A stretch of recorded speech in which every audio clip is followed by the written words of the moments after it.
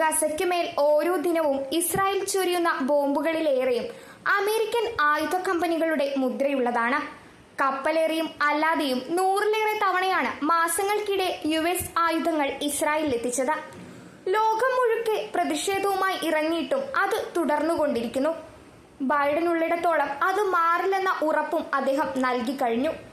President തെരഞ്ഞെടുപ്പിന് കാഹളം മുഴങ്ങിക്കഴിഞ്ഞ സ്വന്തം നാട്ടിൽ പക്ഷേ ഗസ വംശഹത്യ സ്വന്തം കാലിനടിയിലെ മണ്ണിളക്കുമോ എന്ന ആദ്യം ഉയർത്തിയത് പുതിയ പ്രതിവിധികൾക്ക് ബൈഡനെ നിർബന്ധിക്കുകയാണ്.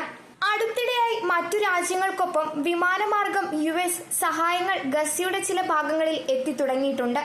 വ്യോമമാർഗം നൽകുന്നതിനൊപ്പം കടൽ മാർഗവും എത്തിക്കാനായി ഗസയിൽ താൽക്കാലിക തുറമുഖത്തിന്റെ നിർമ്മാണവും ആരംഭിച്ചു കഴിഞ്ഞു. 60 ദിവസത്തിനകം പൂർത്തിയാക്കി കടൽ മാർഗമുള്ള സഹായങ്ങൾക്ക് കേന്ദ്രമായി ഇതിനെ മാറ്റുകയാണ് ലക്ഷ്യം.